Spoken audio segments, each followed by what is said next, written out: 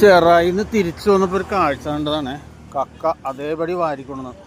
നമ്മുടെ അവിടുത്തെ കക്കയൊക്കെ ഭയങ്കര ഇറച്ചി ഭയങ്കര ഹാർഡാണ്. പക്ഷെ ഇത് നല്ല സോഫ്റ്റ് ഇറച്ചിയാണ് ഇവിടുത്തെ കക്ക കഴിച്ചു കഴിഞ്ഞാൽ കൊതി മാറൂല, അത്രയ്ക്ക് ടേസ്റ്റാണ്. ഇപ്പോൾ ഏതായാലും മേടിക്കണതാണ് വലിയ കക്ക. ഇത്ര സാധനത്തിന് 250 രൂപ അല്ലേ? കക്ക കിട്ടാനില്ലേ? ശരി, ഇതൊക്കെ ജീവനുള്ളതല്ലേ ഇപ്പം? ജീവനുള്ള ഫ്രഷ് കക്ക. അത് ശരി, ഇതിന്റെ വെള്ളം തിളപ്പിച്ചിട്ട് അത് സൂപ്പ് കഴുകിയിടണം. ആ ഓ, അപ്പൊ തന്നെ വെള്ളം ഇതിന്ന് വരും. ആ വെള്ളം വരും. അത് കാൽഷ്യം ആണെന്നല്ലേ? ഓ, അത് സൂപ്പായിട്ട് കുടിക്കാന്ന്. എന്നിട്ട് അത് നല്ല ടേസ്റ്റ് ആണ്. അത് ആണല്ലേ? അപ്പൊ ഇത് വെള്ളം ഒഴിക്കാണ്ട് വെറുതെ ചൂടാക്കണം അല്ലേ? ഓ, അങ്ങനെയാണ് പരിപാടി അല്ലേ? Okay okay okay okay.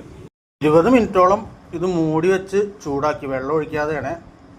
അത് കഴിഞ്ഞ് കുറച്ച് നേരം മൂടി വെച്ച് കഴിഞ്ഞപ്പോൾ എല്ലാം നല്ല കറക്റ്റായിട്ട് പൊട്ടി വന്നിട്ടുണ്ട്. ഷെല്ലടക്കം ഏതാണ്ട് 6 കിലോ ഉണ്ടായിരുന്നു. പക്ഷെ അത് കിള്ളി വന്നു കഴിഞ്ഞപ്പോൾ ഒരു 1.25-1.5 കിലോൻ്റെ അടുത്ത് മീറ്റായിട്ട് കുറഞ്ഞു. റോമൻ പട്ടാളക്കാരുടെ ഹെൽമെറ്റ് കണ്ടിട്ടില്ലേ? അതാണ് കക്ക ഇറച്ചിയുടെ ഷേപ്പ്. ഏതായാലും ആദ്യം തന്നെ കക്ക സൂപ്പ് റെഡി ആയിട്ടുണ്ട്. മട്ടൺ സൂപ്പ് താളിക്കുന്നത് പോലെയൊക്കെ തന്നെയാണ് താളിച്ചേക്കണത്. എന്തായാലും കഴിച്ച് നോക്കട്ടെ. കഴിച്ച് നോക്കിയിട്ട് പറയാം എങ്ങനെയുണ്ടെന്നുള്ളത്. എന്നെ സംബന്ധിച്ചൊരു കാര്യമുണ്ട്, ഞാൻ എന്ത് ഭക്ഷണം കിട്ടിയാലും കഴിക്കും. പക്ഷേ ഇതേ ഒരു പക്ഷേ അങ്ങോട്ട് എല്ലാവർക്കും ഇതിൻ്റെ രുചി ഇഷ്ടപ്പെടണം എന്നില്ല. പക്ഷെ അവർ പറഞ്ഞതുപോലെ ഇത് റിച്ച് ഇൻ കാൽഷ്യം എന്നാണ് പറഞ്ഞത്.